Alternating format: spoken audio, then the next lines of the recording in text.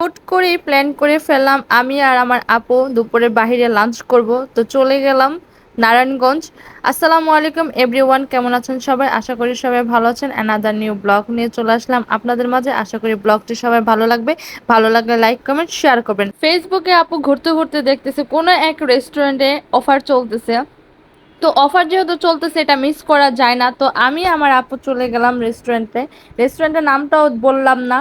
আর আপনারা এই রেস্টুরেন্টে কে কে গেছেন তা আপনারা অবশ্যই কমেন্ট বক্সে জানাবেন। আর আপনাদের কাছে এই রেস্টুরেন্টের খাবারগুলো কেমন লাগে সেটা অবশ্যই জানাবেন কমেন্ট বক্সে।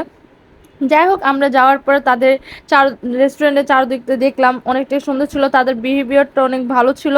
কিন্তু ভাই খাবার কোয়ালিটি ভালো ছিল না, খাবার যেটা দেখে গেছি সেটা একদমই ছিল না। আর টেস্টও ভালো ছিল না, আগে থেকে বলে দিলাম। তো যাই হোক, আমি এখানে গিয়ে দেখি বড় একটা মিরর ছিল। তো মিররের যদি আমি সামনে দাঁড়ায় ছবি না তুলি, একটু ভিডিও করে না নিই, তাহলে কেমন দেখায় না? তো ভিডিও করে নিলাম একটু মিররের সামনে। দেখতেই পাচ্ছেন, অবশ্যই আমাকে কেমন লাগছে এটাও জানাই দিবেন। রেস্টুরেন্ট অনেক সুন্দর ছিল, রেস্টুরেন্টের মতন যদি খাবারটাও ভালো দিত তাহলে অনেকটা ভালো হতো। কি আর করার, খাবারটা অফারের খাবার বলে কথা। যাই হোক, রেস্টুরেন্টের পরটা আমি একটু ভিডিও করে নিতেছি, একটু ব্লগ করে নিতেছি।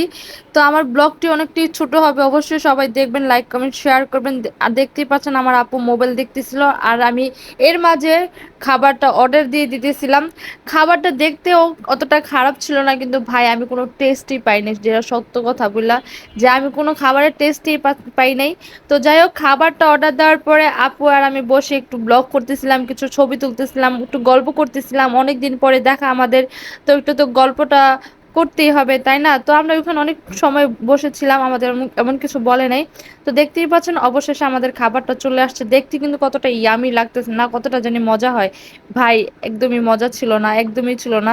কথা আছে না, কিছু কিছু জিনিস দেখতে সুন্দর হলো ভিতর দিয়া অনেকটাই খারাপ থাকে, তো ওরকমই আর কি। একদমই বাজে ছিল। তো যাই হোক, আমাদের খাবারটা চলে আসছে, দেখতেই পাচ্ছেন ব্লগ করে নিতেছে। আজকে আপু আর আমি অনেকটি ঘোরাফেরা করব, খাওয়া দাওয়া করব, অনেকটা আড্ডা দিব। তো আপু এখন তার খাবারটা সার্ভ করে নিতেছে, আমি তো একটু ব্লগ করে নিতেছি। তো আসলে যাই হোক, আমি অনেকটা আশা করে গেছিলাম ভাই দুপুরের খাবার একটু ভরপুর খাইতেই হয় তাই না?